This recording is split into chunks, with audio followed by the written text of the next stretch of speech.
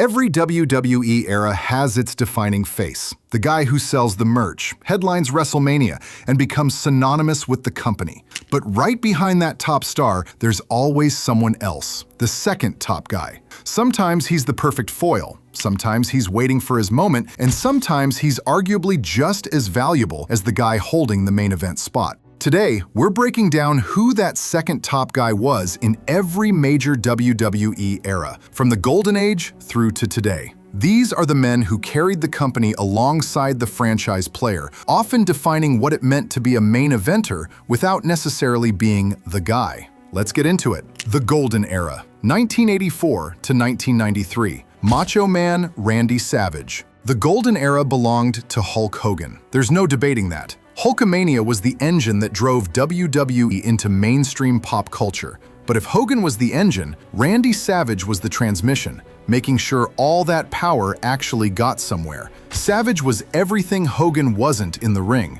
Where Hogan relied on charisma and a simple formula, Savage delivered technical excellence, dramatic storytelling, and an intensity that felt genuinely dangerous. His Intercontinental Championship reign from 1986 to 1987 remains one of the most celebrated secondary title runs ever. When Savage won the WWF Championship at WrestleMania 4, it wasn't Hogan's moment, it was Macho Man's coronation. And yet, even as champion, he existed in Hogan's shadow. The Mega Powers storyline positioned them as equals, but everyone knew who WWE considered the real top guy. What made Savage the perfect second was his versatility. He could be a credible world champion, a spectacular intercontinental champion, or a compelling tag team partner. He elevated everyone he worked with and delivered career-defining matches against Ricky Steamboat, Ric Flair, and Ultimate Warrior. Savage proved that being second didn't mean being lesser, it meant being indispensable.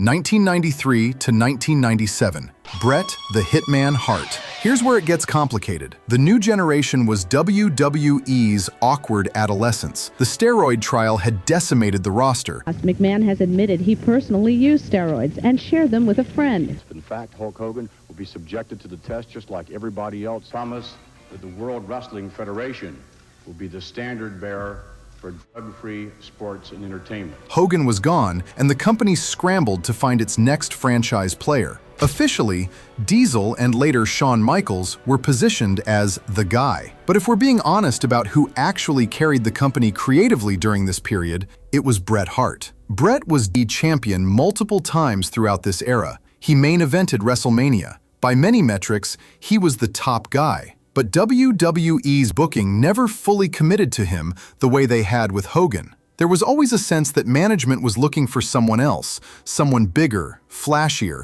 more sports entertainment. That tension is what makes Bret the quintessential second guy of this era. He was trusted with the title, but not trusted to be the company. He had the belt, but not the machine behind him. And yet, Bret delivered. His matches with Owen Hart, his storytelling against Steve Austin, his technical mastery, these carried through a rough stretch when the company desperately needed quality in the ring. The irony is that his work during this period laid the foundation for the Attitude Era, which he wouldn't stick around to headline. The Attitude Era, 1997 to 2002. The Rock. Stone Cold Steve Austin was the Attitude Era. His feud with Vince McMahon wasn't just a storyline, it was the cultural moment that made WWE appointment television. Austin 316 became the best-selling piece of merchandise in company history. So, who was second? The Rock. Now, you could argue Rock was a co-top guy, and you wouldn't be wrong. By 1999 and 2000, Rock was just as over,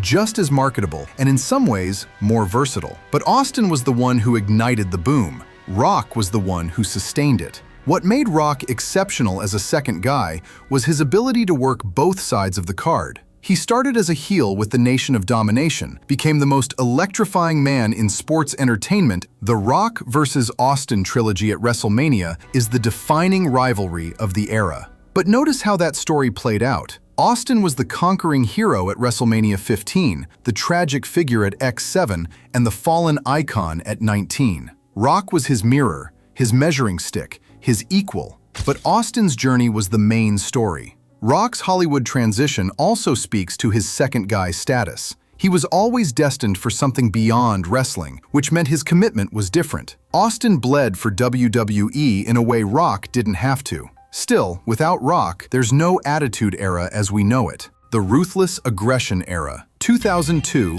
to 2008. John Cena became the face of WWE during this period. His rise from basic thugonomics to Superman in jorts defined a generation, whether fans loved it or hated it. The second guy, Batista. After Evolution split, WWE had two homegrown main eventers ready to carry the company. Cena went to Raw and became the franchise. Batista went to SmackDown and became its anchor. Batista's appeal was different from Cena's. He was a throwback, a powerhouse with genuine menace who felt like he could legitimately hurt someone. His feuds with Triple H, Undertaker, and Edge gave SmackDown credibility during a period when Raw was the flagship show.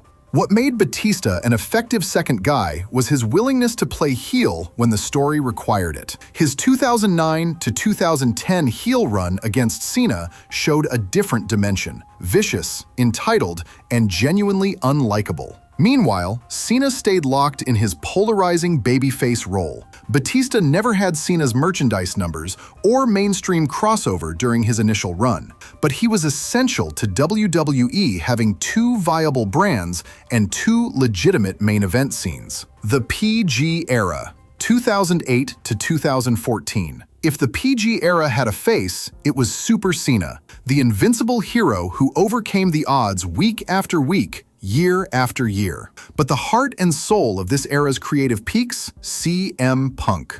Punk's 2011 pipe bomb promo didn't just make him a star, it temporarily made him the most talked about wrestler in the world. His 434-day WWE Championship reign is the longest of the modern era. He was supposed to be the guy, but he wasn't. Not really. WWE never fully committed to Punk the way they committed to Cena. Even during his record-breaking title reign, Punk often played second fiddle on shows, closing out fewer pay-per-views than you'd expect from a long-reigning champion. The infamous example: during his title reign, Punk defended in the semi-main event while Cena's non-title matches closed the show. This tension, being pushed as a top champion while being treated as the second guy, defined Punk's WWE career. He was over with a passionate fan base, he delivered consistently great matches, and he brought an edge that PG era desperately needed. But the machine was built around Cena, and Punk knew it. His departure in 2014